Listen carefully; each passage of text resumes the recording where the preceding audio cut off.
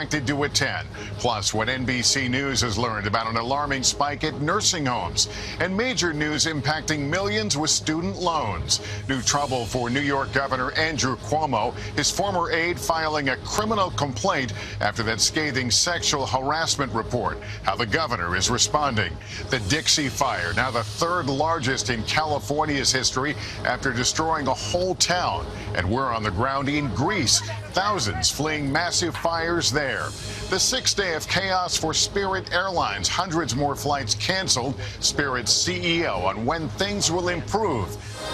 This is NBC Nightly News with Lester Holt, reporting tonight from Tokyo. Hello, everyone, on our final night from Tokyo as the Summer Games draw to a close later this weekend. We'll have full details from here ahead. But back home, we're witnessing tonight what officials stress is a pandemic of the unvaccinated, but one that's impacting all of us. Just as experts have been predicting, the COVID outlook is continuing to worsen. As we come on the air, over 125,000 new cases to report, 566 new deaths, and more medical centers calling for help. Even as summer events bring together massive crowds in communities already hard hit. Florida recording nearly 23,000 cases today, the highest single-day count since the pandemic began. While there has been some progress in the number of new vaccinations, little has slowed the current surge, and shot requirements are being imposed in more and more places. Our Miguel Almaguer has details. So just a quick pinch, okay? Hitting the new benchmark today, 50% of all Americans, half our country, is now fully vaccinated. The shot of encouraging news coming as the FDA looks to speed up its timeline, perhaps authorizing the use of boosters for the immunocompromised within weeks. The urgency fueled by the Delta variant. If you're not vaccinated, you will get COVID at some point in time, and the only question will be how sick you will become. With a new report revealing many of the unvaccinated are not wearing masks or keeping social distance. This weekend, the Sturgis Motorcycle Rally will bring together an estimated 700,000. With no restrictions in place, the super spreader event last year comes as our nation battles the most contagious variant of the virus. We're back to square one. That's why I'm frustrated. With hospitals overwhelmed, COVID surge response teams are now on the ground in 16 states. Urgency growing to protect children who aren't old enough to be vaccinated.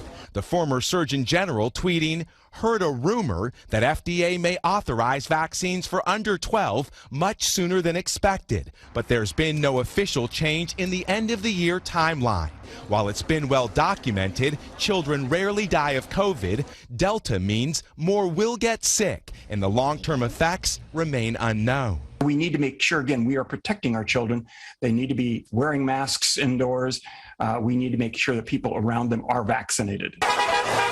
With a deepening divide over mask mandates in the classroom, New Jersey now joins the states requiring them in schools. More states, private businesses, even an airline are requiring mass vaccinations for employees. It took the loss of her son, Kurt, for Christy Carpenter to get vaccinated. It's just it's not fair to lose a young person, especially at the age of 28, who was completely healthy except for COVID when he went into the hospital. And Miguel, there's new troubling reporting tonight on COVID and nursing homes. What do we know? Well, Lester, NBC News has learned nursing home infections are up nearly 40% nationwide. Experts are concerned unvaccinated staff members are fueling the cases. The White House is now discussing the possibility of mandating vaccines for nursing home staff. Lester?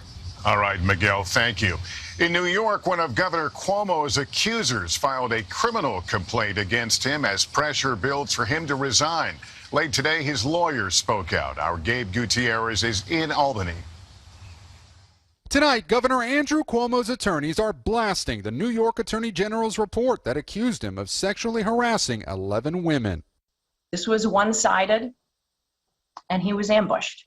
They're calling on the AG to release transcripts of the investigation. The pushback comes as this staffer, known as Executive Assistant Number 1, seen here posing for a selfie with Governor Cuomo, filed a new criminal complaint with the Albany County Sheriff. She had told the AG's investigators that Cuomo reached under her blouse and groped her in November of last year. This woman's story, which is stated as fact in the report, is false. Late today, the AG's office said it would make redacted transcripts available to state lawmakers, adding to attack this investigation and attempt to undermine and politicize this process takes away from the bravery displayed by these women.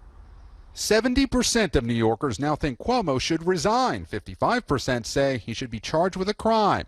Cuomo himself has not spoken publicly since this pre-recorded statement on Tuesday. That never happened. Where he denied all wrongdoing.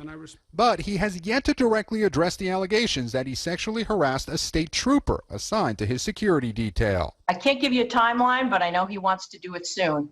Here in Albany, the Assembly's Judiciary Committee plans to meet on Monday to discuss the next steps for impeachment. Lester. In just 60 seconds, we're inside the